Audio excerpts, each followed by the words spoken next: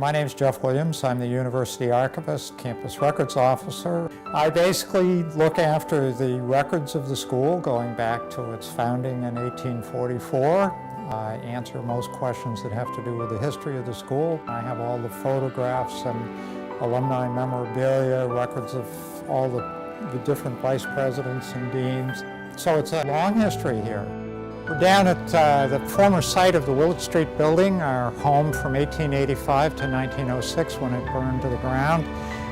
This was the home of the New York State Normal School and later the New York State Normal College, and it's all gone now.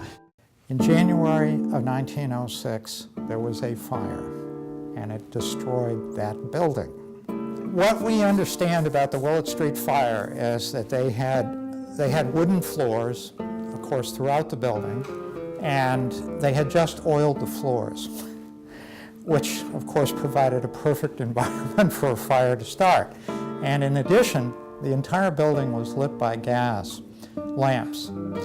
And so somehow a flame hit the floor. It roared from the first floor right up the stairs, kept on going, went all the way up, blew the roof off, and basically destroyed 3/4 of the building.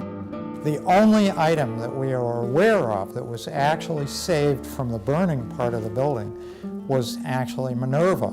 And the janitor at the time actually managed to carry her out the front door of the burning building when he figured out that he couldn't put out the fire. So basically Minerva, which according to Anna Pierce, who was a graduate of the class of 1884, was purchased with fines for students taking makeup exams, $1 fines. My suspicion is that she was actually available in some educational catalog, because almost every normal school in New York had a Minerva. So Minerva actually would appear in different parts of the building.